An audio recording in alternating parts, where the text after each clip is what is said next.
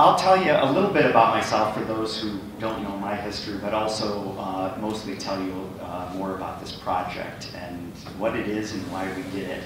I am self-taught in music. I was in a house always with music. My mother had a piano in the house, always.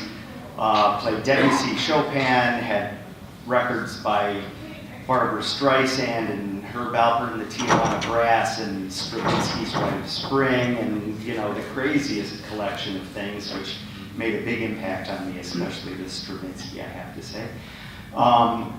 But as I grew up, I was interested in things that weren't taught in high schools, they weren't taught in grade schools, and I sort of found my own way. I had a really small reel-to-reel tape player back before there were cassettes, and I'd create little soundscapes and things, and as I got older I became interested in synthesizers and really experimenting with what were the early technology of reel-to-reel multi-track tape recorders and everything.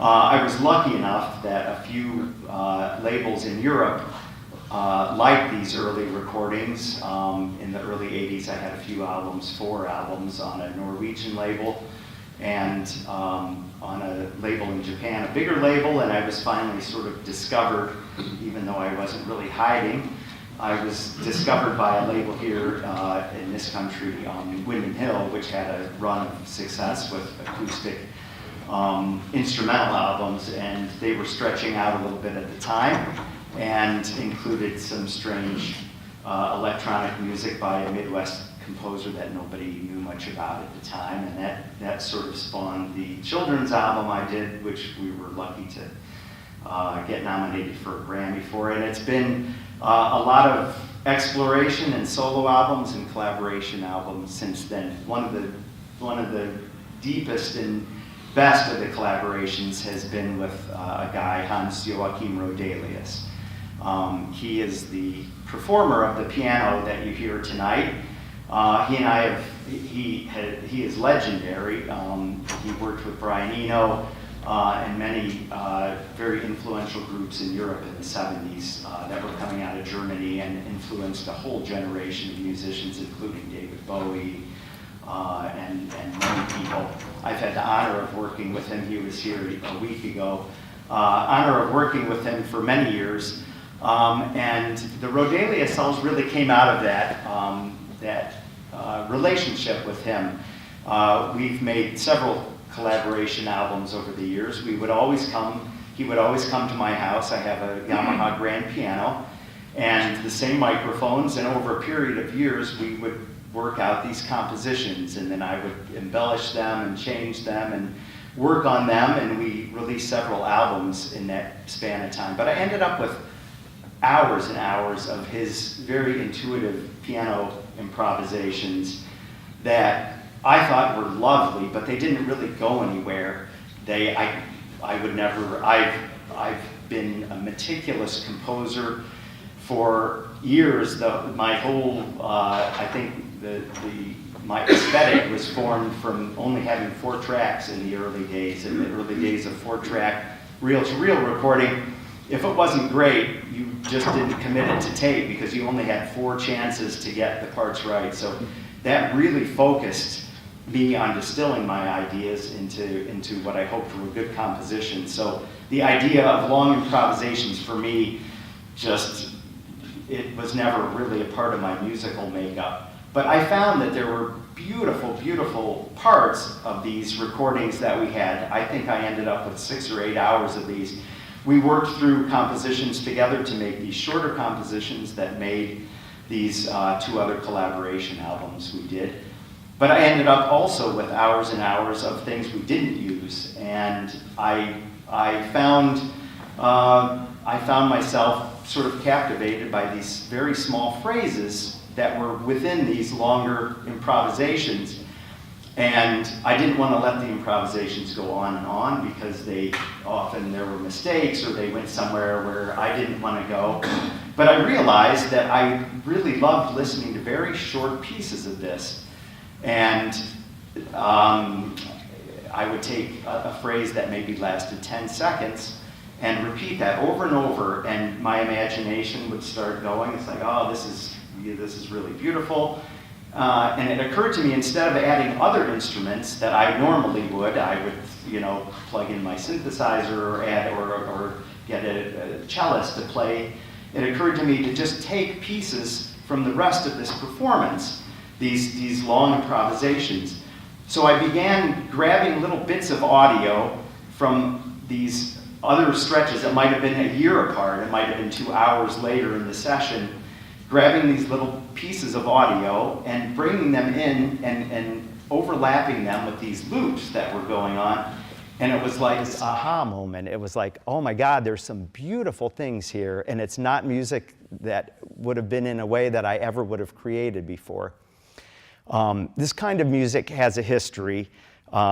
Systems music or process music, where you sort of come up with a set of rules to make music, has been around a long time. Some of the people that I admired most in music, like Steve Reich, would take very small phrases and weave them into these gorgeous, ravishingly percussive, long pieces. And those, in turn, had come from earlier minimalists that had combined or taken very small sections of audio and done something with them. One of the earliest ones I remember was a piece called Come Out by Steve Reich, where he was asked to take 70 hours of a very politically, socially charged event in New York, the Harlem Six, these 6 young African-American kids that were wrongfully accused of murdering a white woman, and he was asked to do something musical with 70 hours. He took 4 seconds of a little bit of the one kid saying that he had to push on a bruise to make blood come out to show to the cops that he had been beaten in jail. So it's this piece, Come Out, and he took 4 words, come out, to show them. And he put it on 2 recorders, and back in the day when things were digitally synchronized, these slowly went out of phase, and he slowly added more and more out of phase, and it's a 15-minute piece that is only those 4 words, and it just phases until you believe that you're hearing other words. I mean, they recombine in this hypnotic way until it becomes something completely different. One other pieces that I remember that was sort of formative in the way I think about things was Gavin Bryars did a piece called Jesus' Blood Never Failed Me Yet. And it's a homeless man that was singing this little folk song. And he took this and repeated it over and over and gradually orchestrated it with strings. And it becomes this beautiful thing, even though it's based on this very short piece of music that is so emotionally charged that it has meaning. Even if you hear it 100 times, it's like it can make you very poignant. It's this lovely song, and as it gradually grows, after like 2 or 3 minutes, you're just aggravated and sick of it, and then after 10 minutes, you can't put it down, and then when it's over, you have to put it on again because it's so hypnotic. So these are some of the things that came before what I did, and I didn't specifically think about any of these things, but it's those sorts of interests that brought me to this project. And all of these things, all of this kind of process music or systems music has rules. And the rules that I used were much looser than this rigorous taking tape loops and slowly letting them go out of phase. Mine were purely musical. If it did something to me emotionally, if it felt like something musical, interesting was happening, I used it. When you hear this, the recordings were made very professionally. We had beautiful microphones and everything, but the sessions themselves were very casual. We were working through a lot of processes. We were working through these pieces. So these loops, you can hear our voices. We're talking about the piece that we're working on. It's like, hey, change this chord here. There's one point where Akim knocks something off the piano and it falls, and he says, ooh la la, in his typical funny German accent. And these things all get caught in these loops that I made because there was a little piano phrase along with these voices there's a point where I'm trying to tell him, hey, play this last chord that you did a couple minutes ago, and he finally just says, oh, just record it, okay? And that's on there because he was just playing a little riff that I liked. So I decided to not be apologetic about the process. The process is what it is. We have squeaks from the piano notes. We have sounds from our voices talking about things getting knocked over. And it occurred to me early on that it's much better to leave those things in. It makes it, as Stephen Nosey over here told me, it makes it much less precious, and that was a great way to think about this. I didn't want this to be this sort of, oh, it's this, this high plateau of artistry or whatever. I wanted it to be a reflection of these very personal recordings that we made. So Scott and I from the museum had lunch, and I was just making these things for my own pleasure, really, because I thought that, I just got interested in making music this way, and had worked on the first few pieces. And Scott and I had lunch about a year before, and he said, I know that you're here, and I know a lot of people in town here don't know what you do, but I do. And he said, if you ever want to do something here in the museum, let's talk about it. And as I got building these little constructions of mine, I realized that they couldn't be in stereo, because in stereo, all of the anomalies of recording these things this way and of piecing these together disappear, and it has the illusion of all being all together, and it was meant to be that way, much like a classical composer would write a score for a piece and have everybody play. So to me, it became obvious that it had to be performed this way as an installation, because as you will see, if you wander around the space, each speaker plays a different layer of these improvisations that were pulled from sometimes years apart, of the 8 hours of raw material that I had to work with. All of this 50-some minutes of all these, there's 9 sections, 9 pieces. They use less than 5 minutes of audio altogether, because they are repeated. They are repeated and grown, I hope, organically sounding, but they're made out of very small chunks of this audio. So in one of the pieces, it was actually, I think Gene did a great job of somehow managing to find the last minute of this last piece. That was a piece, this was installed in a gallery in Vienna last year, and I composed one brand new piece, which was what we heard the last minute of. But that one especially, I got tired of counting, but it was somewhere over 1,200 little pieces of audio that created that. So you think about this and you think, this guy's crazy. Why would you do this? Why would you create, and my family will tell you, my daughter and my wife here will tell you, during those months that I worked on this, that they would walk in the room and, what the hell are you working on here? This is ridiculous, hearing the same 10 seconds or 8 seconds over and over while these other little bits come in. And of course, I'm hearing the musical things. I'm hearing the things I always do, making the decisions about the little pieces that need to go in there and going, oh my God, that's great, that's where this one needs to go. And I'm not listening to the repetitiveness. I'm listening to these tiny little changes I'm making and organizing this stuff. But so the intellectual idea of creating this probably would have interested me for a couple hours. It's like, wow, this is cool, 8 channels and I can do all this stuff. But after that, I would have been like, okay, let's turn on the TV or something. The thing that sustained me about this process was the music. And so much of systems music, process music that I talked about a little earlier, if it's great because the content, because what you feed into the system or the process is great.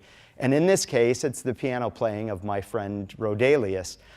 And the nuances and the beauty and the musicality of the playing comes through, I think, incredibly, even though it's created in the most strange and unnatural way possible. So the motivation for me, the reason I became sort of caught up in this whole thing and made 9 of these pieces out of thousands and thousands of little bits is because it's the same reason I make my own albums or any other album. It's like it's a musical thing that resonates with me. It's something that I find in it that I just love on a musical level.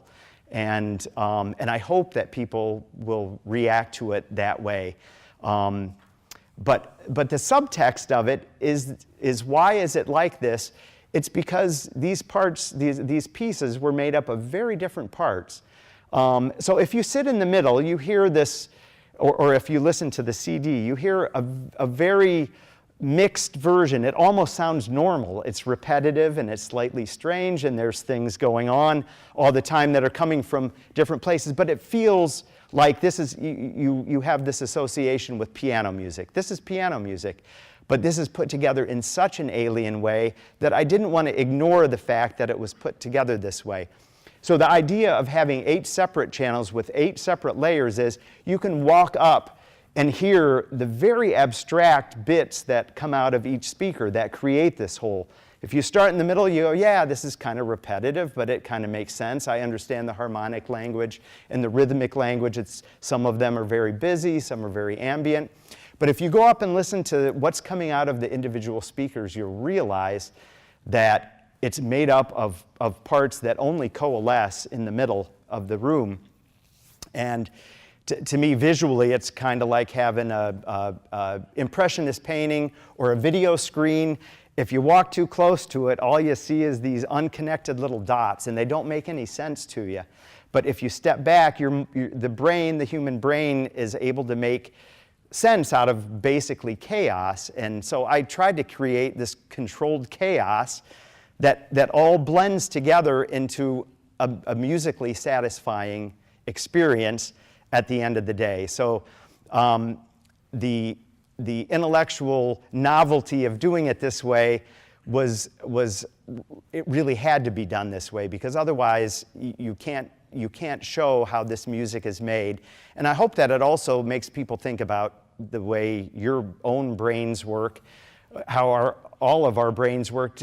We are always trying to make sense out of things that are not necessarily connected. And pixels on a video screen is one thing. We're bombarded by things every day. Sound-wise, if you recorded, I think Brian Eno recorded a little snippet of a couple minutes of street audio, and there's footsteps and a car goes by and people talk and maybe there's a window open, and it's completely random. But if you listen to that 10 times in a row, you'll start to think of it as a composition. Oh yeah, this is where those footsteps come in. And oh yeah, in a minute, I like this part. This is where that voice comes in. Your brain makes sense of it. So this was my brain making sense of a great deal of strange, unrelated little bits. And if you go in some of these pieces, and I'll show you just in a minute how it was created. I don't want to, the technology, ironically, is made to disappear, because if you're thinking about the technology that it took to make this, then you've missed the point, because I hope that that's interesting, and I hope that it makes people think about how their brains and how they are always trying to make, visual and audio compositions out of what is generally just random sounds. But it hopefully works musically for you. Hopefully it has some underlying resonance musically where you go, oh my God, it's just this immersive thing, and I loved it. I mean, rather than sitting there for a minute and saying, that's an interesting concept, but I'm going to go do something else now. So the impetus really is to make music. And I'll show you a little bit of the technology, but the technology is really made to disappear, because if you're thinking about the technology, then all of a sudden you're not reacting viscerally to the music. And part of the reason for doing it this way is that it physically makes you move through the room to find out the component parts of this. I love the idea of this passive being able to explore the sound stage. Because you don't get to do that with stereo. Stereo, you can get close. Stereo is all made up of artificial, it's meant to try to copy what you hear with your 2 ears. So we audio designers, we work very hard to create ambiances echoes and things that feel like it's coming from this large space. Well, here, it really is coming from a large space because I did not add any artificial echo or anything to this. We mic'd the piano very close. So these, which means that it removes my little studio room from the sound. So wherever this would go, wherever this installation would go, it would take on the acoustic fingerprint of the room that it's being performed in. And that's one of the things, to me, it sounds sort of esoteric, but it's one of the things to me that makes this live, because it sounds like you're inside of a giant 20-foot piano with maybe 8 hands playing it, because it wasn't recorded in a giant concert hall with its own reverberation, and you bring it in here and you go, oh yeah, it kind of sounds like it's in here, but it also sounds like it's in a big concert hall. This was mic'd very close so that it eliminates the room, so that when you hear it, this is how you should hear it. Any other approximation of this project would not work this way, because it takes on this acoustic fingerprint of the room that it's in. So let me just show you a minute. Now, we're not going to have the benefit of these wonderful speakers here. We'll turn those on later, but it wasn't easy to unhook and hook these back up. But what we have, this is just a little section here of one of the pieces. And one of the things I wanted to show you, here's a repeating phrase up here. This is, I don't know, maybe 8 or 10 seconds. And you can see it's just chunk, chunk, chunk, chunk. It's just cross-faded with each other. And then these other elements, they come in at different times. They just play. And then when this one goes, it sort of overlaps a little with this, and it overlaps there. And there's about 10 more of these layers underneath this, and I'll scroll down. But this is what this looks like. There's a whole bunch of layers. And I put, this was an especially busy one, and I put these all into 8 layers. So because you can see, if you combine this layer here, it doesn't interfere with what happens later. This is, yeah, I should probably describe, this is a timeline here. This is point A and point B, and this is maybe a minute of this piece or something. So up above, you could see the constant sort of riff, the constant phrase that's going on, and we'll see if this works. And this is what this part sounds like. There, you'll see the little scrolling bar. So that melodic line, the phrase that's going on, is this thing at the top. The little pictures you're looking at is actually volume. It has nothing to do with pitch or anything. It just shows the volume of things. So that da-da-da. So each of these things is playing in conjunction with this. But to let you see how bizarre this is, if you just take a few things out, I'm going to take what is sort of the connective tissue out. That's the upper line, and you're going to be able to hear just what, I'm sorry, we don't have higher volume, but we're just running off these little speakers. But I will take this. This is the main sort of theme. Say, okay, so if we take that out, this, I'm going to skip forward just a little bit. Okay, so I'm going to take that main theme out.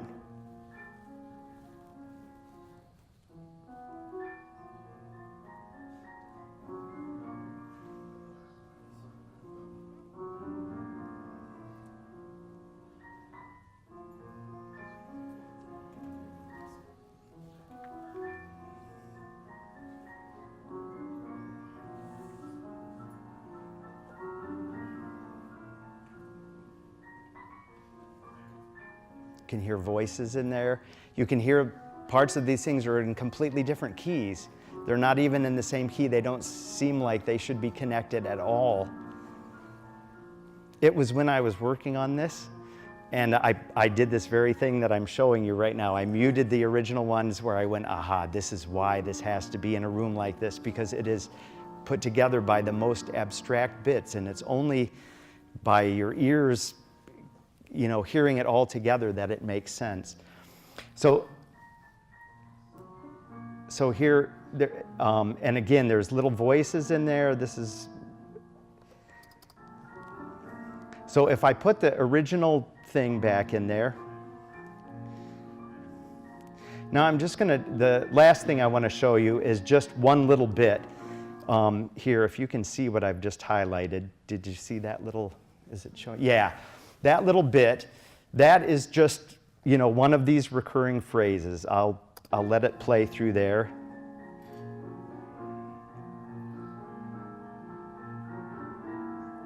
Okay, so I'm going to solo that now so you can hear what that little bit was. Okay, so that's just the little thing right there. That's the little part I found when I was searching that seemed to fit in with this thing. Okay, so I'm going to take this now and I'm just going to drag it over so you can hear it all by itself. Okay, that's what it was. I'm going to expand it because this doesn't erase these little things. This preserves the audio that came before it. So this came from a part that, this came from a piece here. I'm stretching it out, not stretching it out, I'm just revealing more of the audio that came together. So this is where this came from by expanding this. This is the chunk of audio that I listened to, that I heard, and that I decided to use.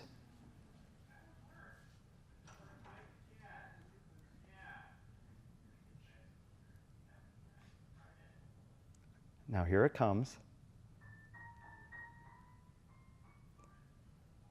We're just talking, and he's just playing something. We're working on some little riff, but that's what that is, and that's why voices get caught up in this, because we're talking through other compositions, never thinking that this stuff would be here. I'll just play one other very quick one. This is a chunk here. Whoops, it's not soloed. Let me do that very quickly. So that's one of those little things that you hear in that recurring riff, and if I stretch this out, this is where that came from.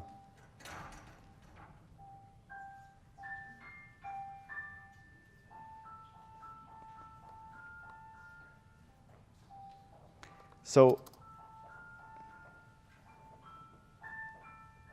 see, it's just little random blips of stuff that's happening. That's where that stuff comes from. So it became obvious to me that the only way to really do it is to do it like this, where you can hear all the glitches, you can hear you can hear the voices, you can hear physically how this was put together, because in stereo, you can convince yourself that it was all meant to be that way forever and that it was just composed that way. But it's funny, when I compose this stuff, it's the same as when I compose instead of just refining and distilling my own ideas, whether I'm playing them or not, this is just refining somebody else's playing for the musical stuff that I want to hear. Somebody told me I have apparently a certain sort of harmonic language that people recognize in my original music. And they said, oh my God, this has that in there, these harmonies. And it never occurred to me, because I didn't play it, it never occurred to me that those were there, but they're there because those are the things that I chose to put in there. So it's really a collaboration in a way. I was so happy because I worked for a month on this before I ever played it for Hans Joachim. And thankful he didn't say, what the hell are you doing to my music? You should stop doing this right away. So that's about all I have to say. Maybe that's too much or too little. But the overriding thing for this was to think a little bit about how everything we see and hear is all sort of filtered through the way that we put things together. You know, talking about this, thinking about doing this thing tonight, it was like thinking about writing a book report. You know, you take a book report and you dissect a book and you talk about the plot and the characters and the symbolism and everything, but really what you love about the damn book is the book. It's just great. It lives and it has this life. And so really the only motivation for me to make music this way was just because there was something about it musically that really captured me, and I hope that you'll find some of that in there too. Thank you very much. If there's any questions too, I'd love to answer any. Thank you.